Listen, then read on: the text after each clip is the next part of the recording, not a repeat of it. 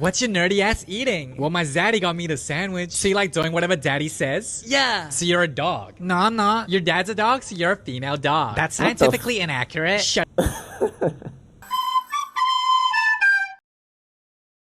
So today we're finna be reacting to Mr. Peabody and Sherman explained by an Asian.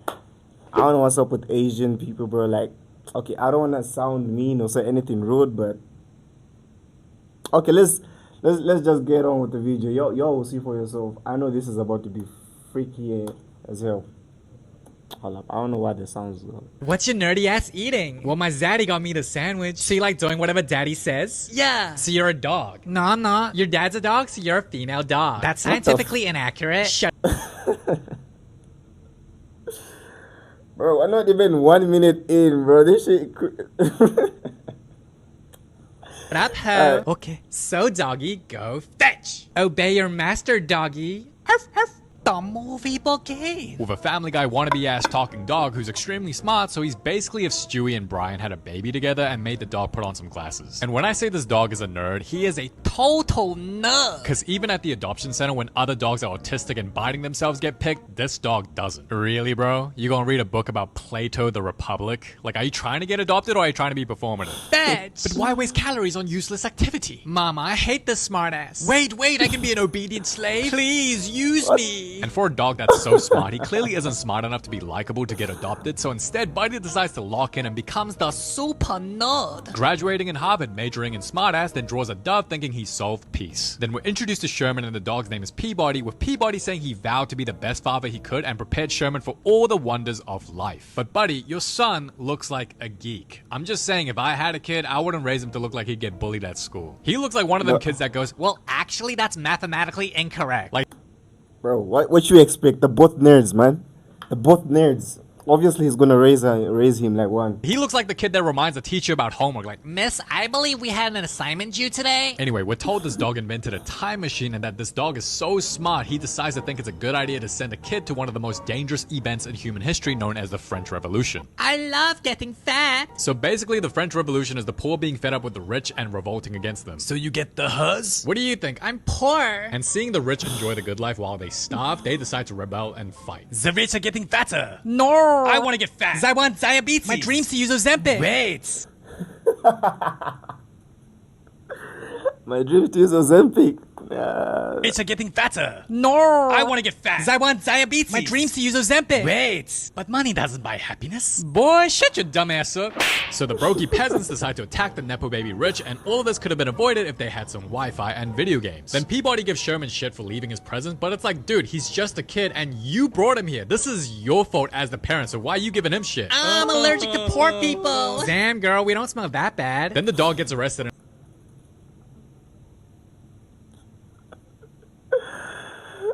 Well, if this is how I was explaining, am I going to manage? Like, I'm only 2 minutes in, bro. 2 minutes, bro. I'm left with like what, 18 minutes to go, bro. Nah.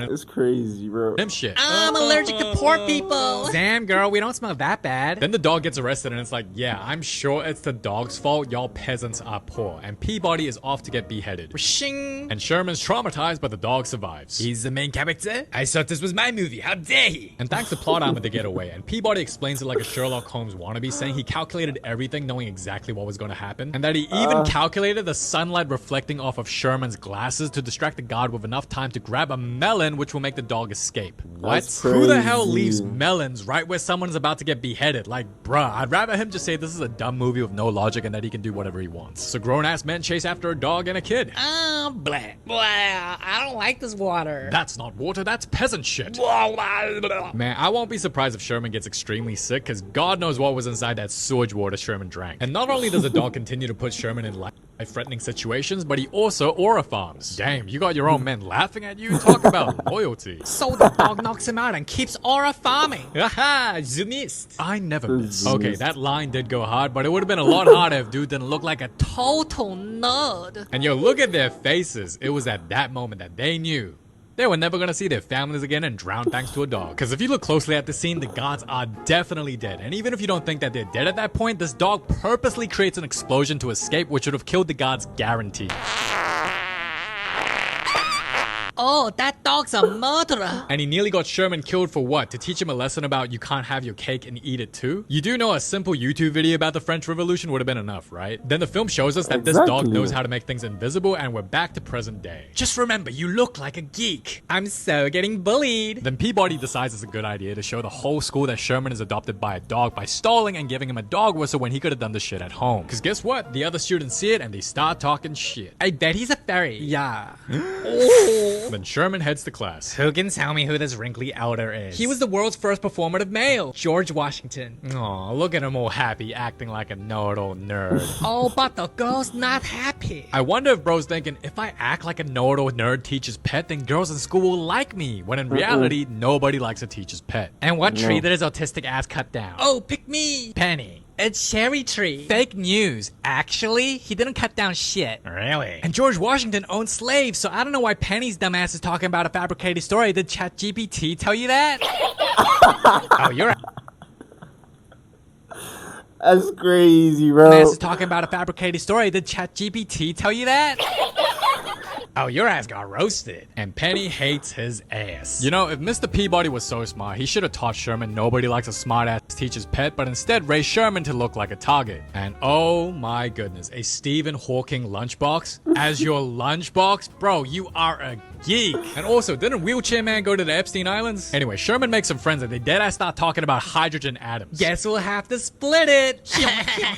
I'ma just say this, if I ever have kids, I'ma make sure they're the coolest kids in school. I don't care, whether they're dripped out to the max. Look, what I was most envious of growing up, like going to school, was like seeing other kids having their parents' second car, because their parents just gave it to them and they just be like driving to school. So to me, if I ever have kids, I'm gonna make sure they drive like the coolest cars in high school. I don't care. Like, I don't care if they come home crying, being like, Dad, they're making fun of me because I'm rich. I'm like, yeah, they can keep complaining and stay poor. Like that.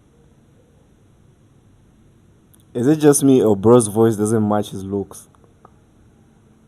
Like, listen to his voice and look at him, bro. Like, I can't be the only one thinking like this, bro.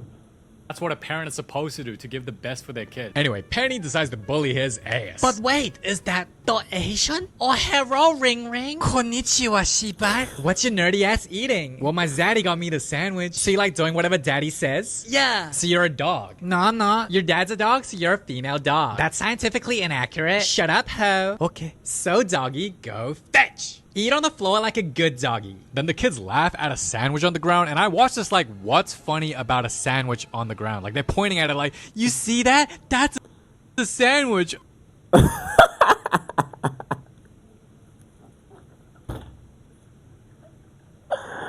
Bro's literally killing me, bro. Obey your master, doggy. Yo, how is there not a single teacher supervising in the cafeteria? And if that wasn't enough, she steals his dog whistle, then blows on it like, blah. Bullying's against school policy. Shut up, ho. Okay. And also, since Sherman put his lips on it as well, doesn't that mean he had an indirect kiss? Anyway, Penny keeps toying with Sherman, then puts his ass in a headlock, and hey, yo, that was actually a pretty good move. And Sherman isn't strong enough to get out of a girl's headlock, which could have easily been prevented if he just did 5 push-ups a day. Bark for me, bark. But for real, 5 push-ups a day will get you. I don't know what I'm flexing, bro. I don't do push-ups myself. I need to start going to the gym. For your master. Yeah, Penny's gonna grow up liking submissive femboys for sure. Then Peabody get brought to the principal. And he thinks his son will need to skip some grades because he's so smart, but is instead told that he had a fight and bit one of his classmates. Now, I'm not saying Sherman should have done that, but if you keep calling someone a dog, you shouldn't be surprised if they act like one. Then the CPS Child Protector Service shows up looking like the villain from Harry Potter. And she hates Peabody's ass and wants to take Sherman away from him. Sherman wouldn't do that for no reason. She was being a bully. Quiet! I know you lost your hairline, but you don't have to lie and lose your jaw. And speaking of hairlines, god damn, his forehead's huge. God damn indeed. God damn indeed. And you know what? I appreciate Peabody for standing up for Sherman and defending him, because Asian parents would never do that shit. Bro, whenever the teacher said anything about me to my mom that just wasn't positive, my mom would be like, oh, okay, my son bad? My son bad? Oh, okay. And just drag my ass home and then beat the living shit out of me, bro. Then later, the dog confronts Sherman and asks what happened, and he's like, she called. Hold up, just to put 1 or 2 things on that. It's crazy, man, because my parents never like coming to school to like doing PTAs, call your parents and stuff like that. I used to go with my big sister, bro. My big sister would like try whatever, whenever the teacher says something awful about me, my sister will be the messenger to my parents. But she like add on a bit of spice to make me look good. But my parents never bought that shit. They still whoop my ass, bro. Be a dog. And Peabody's looking super shocked, but it's like, really? Your scene is so smart you can build a time machine but get shocked that a kid got made fun of because their dad's a dog? Like, you seriously didn't think that could happen? Like, I'm sure when you went to school you got made fun of for being a dog, but you're shocked that your kid got made fun of by association? What? Guess Peabody's just book smart and not street smart. I love you, Daddy Beagle. I have a deep regard for you as well. Ew, who the hell talks like that? If I'm Sherman, I'm never saying I love you to him again. Then Peabody gets flashbacks of core memories of Sherman, like teaching his fetus ass to swim, or playing piano with Beethoven, or hanging out with Gandhi. As the movie tells us, the dog only adopted Sherman because he saw his fetus ass abandoned on the street. Hey, yo, how are you an infant and you already wearing glasses? Do you know how blind you gotta be to wear that shit? Oh, he blind. Then this judge goes, why should your beagle breeding I'm blind too. Like, look how thick my glasses are, chat. Look how thick this. You can see my lens. See how thick my lens is. Pretty thick, yeah. I'm blind. ass who has no testicles be able to adopt the boy? Cause I can talk, fair enough. And because Peabody is told Child Protective Services will monitor his behavior to see if he's fit to being a parent, the dog says let me cook and invites Penny and her family for dinner. Yo, Peabody is low-key Sherman's wingman, not gonna lie. Why the dog look like a nerd? No. Be nice. She's a future Karen, whatever. Hello. Where's your manager? Show her where you like to goon. Follow me. So Penny's dad is clearly a cat person that dislikes Peabody and is a workaholic, and Peabody tries teaching his kids some game. You know I get no hugs. This is useless. Don't you know that girls like nerds? Yeah, the tall, good-looking ones. I'm Chop, sir. I love your self-awareness. Just watch Mean Girls together or something. Say another word. Watch Mean Girls together is insane, bro. It's insane. And I'll make a bruise on myself and tell my parents you did it. Oh, negative order. And I just realized Peabody lives in a nice-ass crib as he pretty much flexes his talents to try and win Penny's parents over. This a waste of time. Are you alright? It's cause he gave me a lot of back shots. Then Peabody thinks he's fixed Felix going, I can fix it, and fix... It's cause he gave me a lot of back shots. Then Peabody thinks he's fixed... Are you alright? It's cause he gave me a lot of back shots. Then Peabody... He thinks he's fixed Felix going, I can fix it, and fixes the cat lover's back pain, and dude becomes a dog person. Wait, are we just gonna pretend we didn't see dude's legs? How? Okay, how? Oh, moving on. Flying over like that? Oh, Mr. Peabody got a nice ass view. So Peabody wins Penny's family over while Penny confronts Sherman how he's such a know-it-all nerd. So he shows her the time machine to prove he's not a liar, and he thought it'd impress her. So they do the time travel even when Peabody told Sherman ass not to. Then later Sherman pulls up and tells his daddy Beagle that he left Penny's ass back in Egypt. Oh, he want to take a shit. Then Penny's parents start asking questions where their daughter is, so Peabody hypnotizes them. I did it because there's no logic in this film. So they both head to ancient Egypt to get Penny back, and somehow Penny is living her best life as a princess. Obviously. Yes, dinner. Girl, you know you ain't no royalty. And your hoe ass looks broke. Girly, I do what I want. Then we see Penny do the Cultural appropriation. Princesses don't get cancelled. and we meet King Tutankhamun, who be using slaves to walk around. My boyfriend. If he wasn't king, he wouldn't be your boyfriend. I like snow bunnies. Girl, we know he's not your type. I do what I want. I like my man rich. I don't think you know what you're doing. Snow bunnies. Girl, we know he's not your type. I do what I want. I like my man rich. I'm sorry for acting zesty. I do what I want. I like my man rich. I don't think you know what you're doing. Trust me, I'm getting everything. She actually said that, by the way. I'm not making it up. She actually said, I know what I'm doing.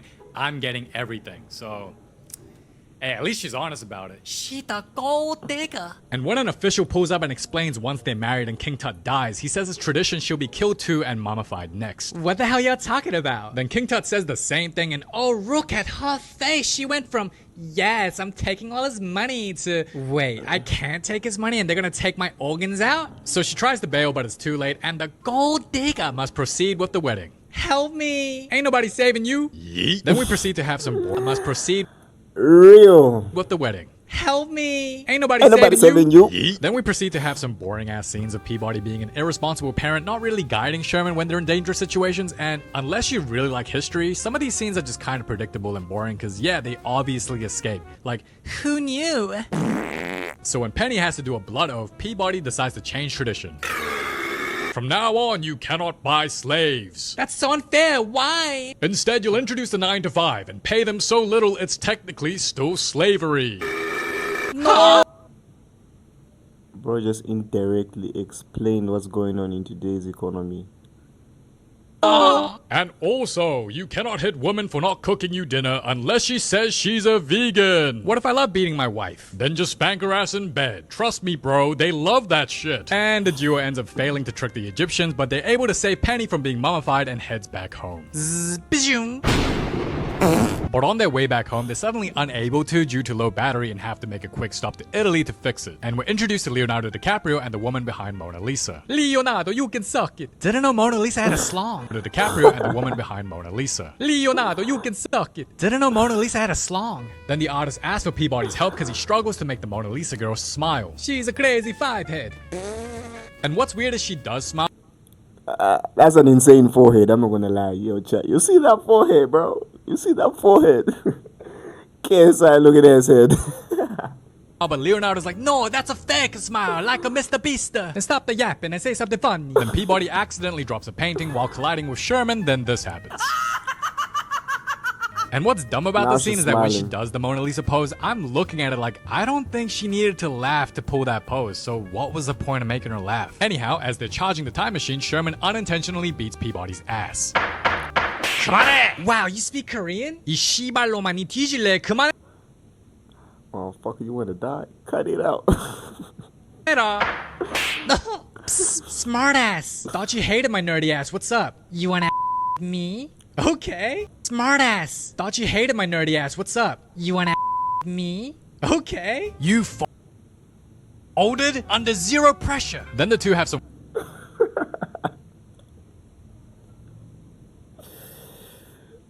I would seriously watch like a whole full version if it was like this, bro. No cap. one-on-one playtime together and find Leonardo's flying machine. And Penny uses the emotional manipulation to get what she wants, la. So how do you take off? Oh, you gotta pull that shit right there. Hey, yo, look at her smile, bro. Damn, she is evil. Good boy. Oh. Bro, any dude that Penny ends up with in the future is gonna lose his hairline quick. Cause they don't even have a parachute or any way to safely land, and she's celebrating like it's the 4th of July. Then deadass lets go of the plane, risking death just so that Sherman can try flying the plane. I wanna do math. Stop being such a pussy and fly. Then Sherman does some How to Train Your Dragon plot armor shit and magically learns how to fly right when he's on the brink of death, then pretty much has a romantic date with Penny, and it's a classic enemies to lovers story. And Sherman pulls up on Peabody to flex his flying skills. I'm flying. But you don't know how to fly, you're autistic. I don't? No!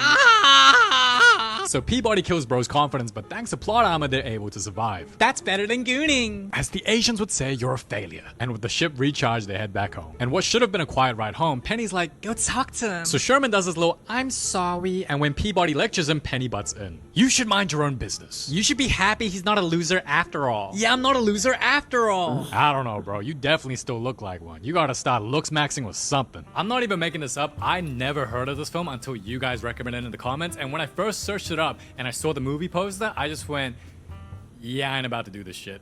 Like, I'm not about to watch a movie about a bunch of nerds, all right? That's my initial thought. And for months and months, I was aware of this film thanks to you guys, and I just didn't watch it. I'm telling you the truth. I was like, bro, they look like a bunch of nerds. I'm not gonna watch this film. Back to It was only until explanation. recently, because of my sister. She's like, oh, I think you should watch it. So I was like, all right, I'll give it a go. And All right. Nice here's the chat. video. Nice chat. Anyway, Penny then says, if you're such a great parent, why is CPS trying to take Sherman away from you? Yo, the audacity. It's because of you. You bullied Sherman, and that's why this is happening. And when Sherman finds out about it, they simultaneously get sucked into a black hole. So while the Beagle Daddy's trying to save them from dying, Sherman acts super out of character and lashes out because Peabody didn't tell him. And honestly, this isn't something he should be mad about because Peabody didn't tell him to protect his feelings, and even if Sherman knew, what's Sherman gonna do about it? Sit! You think I'm a furry or some shit? I'm not a dog! Don't get mad at me because your parents left for the milk? Yo, when Sherman made this face, I actually started laughing because why does dude look so goofy? And they survive, obviously. And the trio head to the Trojan War this time, 1184 BC. And me personally, when I saw Sherman suddenly acting rebellious and out of character, which resulted in them going on another adventure, it just felt unnatural and that the film forced it and felt like a lazy attempt to delay going back home to make the film story longer. Because honestly, a few scenes of this Trojan arc was pretty boring and felt like a filler episode. Then Peabody and Penny pulls up. It smells like y'all soaked in your own shit. I haven't showered in 3 years. Now they make a lot of noise, but apparently the enemy are all deaf because they can't hear him, and despite the dog telling him not to go to war, Sherman goes anyway. But when he enters the battlefield, dude immediately folds and shits himself so bad he uses the dog whistle to call his daddy Beagle for help. And by the time Sherman's nerdy ass is saved, suddenly Penny is now in danger. So by becoming the Sherlock Holmes wannabe while defying logic, Peabody finds a way to get into the Trojan horse again and saves Penny, but because her dress gets stuck and the horse starts to fall, Peabody makes sure the 2 kids get to safety even if it means he falls in the process. Zaddy Beagle? No! Zad! I'm so sad now. But dogs only live for 15 years, so he was gonna die anyway. Okay, Penny didn't actually say that, but what she actually said was just as bad, if I'm being honest. It was pretty bad. What do I do now? There's nothing you can do. Guess who's an orphan again? So she pretty much said, "Aw, you're sad that your dad died? Cry all you want, because there's nothing you can do about it. You can't do shit." Wow, such comforting words. But Sherman says screw it and goes to the past where he currently exists, which isn't allowed in order to meet Peabody for help. So as we see Peabody entertaining the parents again, this time Sherman and Penny pull up and explain to Peabody what's going on and that he's dead in the future. Then suddenly the other Sherman pops up. And Peabody says if Sherman keeps touching himself, it'll break the space-time continuum, which pretty much means a lot of bad shit's gonna go down. So when they try distracting the parents so that the other Sherman won't be seen, Harry Potter villain on steroids pulls up. And as CPS even allowed to enter another person, Sherman won't be seen, Harry Potter villain on steroids pulls up. And a CPS even allowed to enter Harry Potter villain on steroids is crazy. It's crazy, bro. To another person's house like that, uninvited. And when Peabody tries hypnotizing her, it fails to work on her, but works on Sherman instead. So the adults find out there's another Sherman, then the other Peabody shows up. Sherman, don't touch yourself. Sherman goons at home. My ass has seen enough. And thanks to CPS, Sherman touches himself. Touching himself so hard, dude ends up passing out. Pause. And even though it was Harry Potter villain on steroids' fault, she blames the dog and drags Sherman by force. Ouch, you're hurting me, stop. So Peabody ends up biting her like a good boy. Obviously. And now Pink Lady has an excuse to call the cops on Peabody to put him down. Now maybe it's just me, but there's no way CPS just drags another kid by force. Surely there's a step-by-step process for this. And Peabody, realizing he's absolutely cooked, just starts running away to the time machine, getting away from everyone else. But when they try to go back in time, they fail because Sherman touched himself, and because there's a split in the space-time continuum, a bunch of historical figures from the past come to the present instead. Einstein. What evil beast are you? I am a carrot. I got a boner, I love her. Now, I really enjoyed the first half of this film, thinking it's peak cinema and extremely underrated with the bullying scene because I've never even heard of this film. But towards the end, it was kind of too chaotic, messy, and a little bit cheesy. Because Sherman becomes a Naruto wannabe doing a big speech talking about how you can't take Peabody away because I'm a dog too. And somehow gets every other historical figure and Penny's family to say they identify as a dog as well. This is pretty cringe. I'm a dog too. I'm a dog too. And I'm hella... I'm not gonna lie, this part of the movie was cringe. Like, it wasn't emotionally pleasing. It didn't move me to like make me wanna say I'm a dog too. So fruity. I'm a dog too. Then Sherman gets the girl, even though in real life this would never happen and dude will still get bullied by Penny. You're all furries that goon to dogs. Then George Washington says Peabody's exempt from the law so he can't get put down, and the film takes a shot at Bill Clinton as he says, well, I've done worse. You know what's crazy? George Washington actually owned slaves and he's considered the good guy, but Bill Clinton is the bad guy here and gets shots taken at from the film for cheating. Okay, movie. Then Pink Lady get the karma and get smashed by a rock. And Sherman suggests we can fix all of this by going to the future. And yeah, that's literally the climax of the film, which was pretty underwhelming, not gonna lie. So they travel to the future and every historical figure goes back to said timeline. Then big boy take the big girl to make big babies. Come on, little nerd. No, my femboy.